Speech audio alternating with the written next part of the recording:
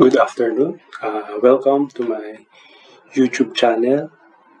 So, for those who are in the field of safety, those aspiring safety officers, or those starting with this career, here's a quick guide on HIRADC, or known as the Hazard Identification, Risk Assessment, and Determining Controls.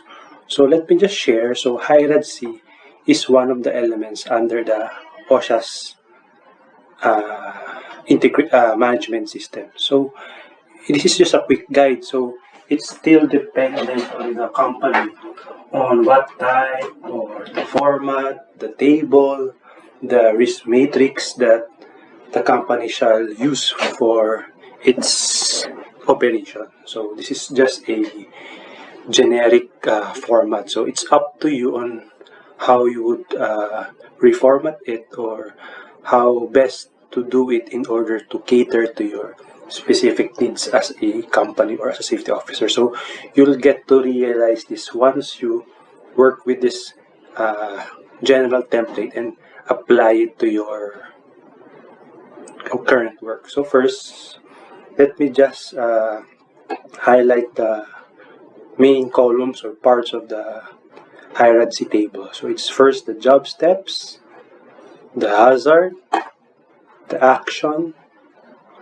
control or controls, risk rating, high, answerable by yes or no, additional controls, control or controls, and the new risk rating. So I'll be editing this live, so you can see it firsthand. So first is you have to break down the job steps. For example, let's see the activity. So I'll type activity. So for example, in your plant, there's a replacement of light bulbs. Sorry for that. So that's the activity. So the job steps for this are as follow.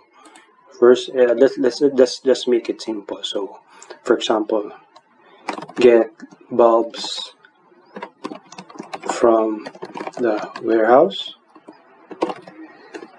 Tapos for example, you already have it on hand, so you go up the ladder. Go up the ladder and install the bulbs.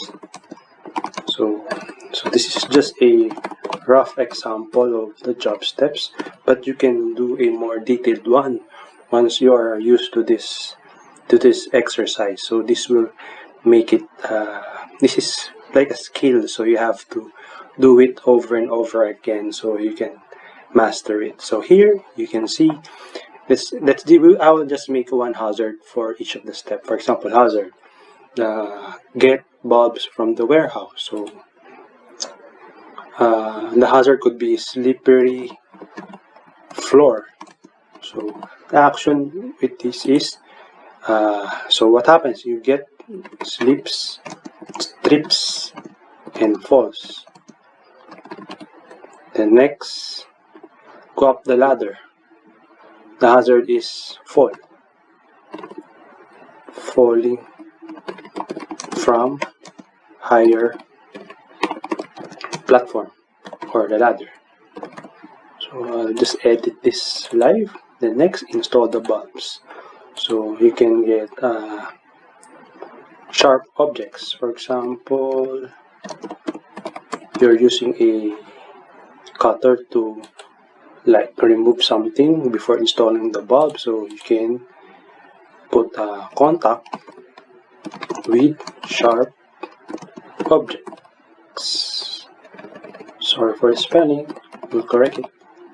Then next, you then focus on the controls. So what can you do to prevent this? So basically, in controls, you have three choices. You have PPEs, the personal protective equipments, administrative controls.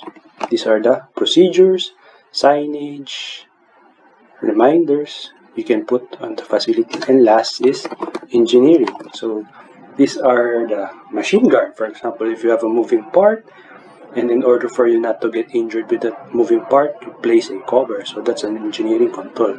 It's specifically a machine guard. So here we can place controls. For example, get bulbs from the warehouse. So maybe we could put regular cleaning of floors. That's an admin control. Go up the ladder.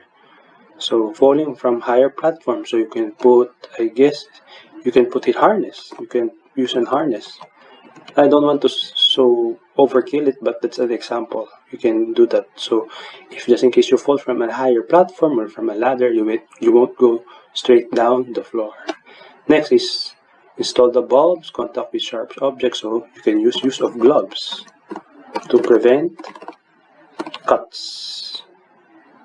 So okay, so you're done with the controls. Then next, you'll focus on the risk rating. So here in the next sheet, I prepared a simple matrix. So basically, this will be up to your company on what matrix you will use, but the very basic is the 3 by 3 matrix. So it's very simple. Then here's what the numbers mean. So basically, if injury is first aid, it's not so serious. You can have the on-site nurse or any first aider attend to the injury of the person. Next, major injuries. For example, you need to go to the hospital to get treated. That it's self-explanatory. And next is the probability. So 1, unlikely, it most likely that will not happen in your area based on the controls you have. So basically, for the probability, you can focus on controls and accident history. So that's the basis for the probability. So here we'll use the controls. Entry always, because you have no controls, the event of the injury will happen. So for example, we'll do number 1. So this will not happen because there's regular cleaning of floors. And for example, this hadn't happened for such a long time. So, and if ever it happens, you can, maybe this is just a minor injury. So here, so we can put first aid, let's make it first aid 1. Then unlikely 1. So the probability is 1. So yellow means low, orange medium, and red high. Sorry for that. Sorry for switching screens a while ago. I'll just edit that out. So this is high. So in our case, it's 1/1. So it's low. So the risk rating is low. So it's not high. So it's no. Next example. So I'll put this in the middle so you can see it more clearly. Next, go up the ladder, fall. You have complete controls, but the injury may be high. So we can put 2. So 2 by 1, 2. So we get 2 by 1, 2 orange. So we get medium. So 2, 1. The injury is major, but the probability is 1, or it's unlikely. So we can rate this as 2 or medium. Medium. So we don't have to here contact with sharp objects. So I'll not finish this, so we can make this video a lot shorter. So here, since the high risk rating is not high, you can not do this part anymore. But just in case it's high, you can put additional controls. For example, regular cleaning of floors. You can put their signages, safety signages. So when you put that safety signages, that means let's work with the medium, since this is medium already. But this is an example of additional control. So harness, maybe you can also put reminders. So that's an additional control. Reminders. So there. So when you put reminders, so we can go back to the matrix. So the probability will be 1, unlikely. So from 2, 1, it will become 1, 1. So it will become low. So the new risk rating will be low. So that's it. That's the basic template guide for how to do the HIRAC. Can you repeat it? It's hazard identification, risk assessment, and determining control. So this is your quick guide on how to prepare your HIRAC at work. So would you please consider liking the video, and also click the notification bell, and consider subscribing to my channel. Thank you. Bye bye.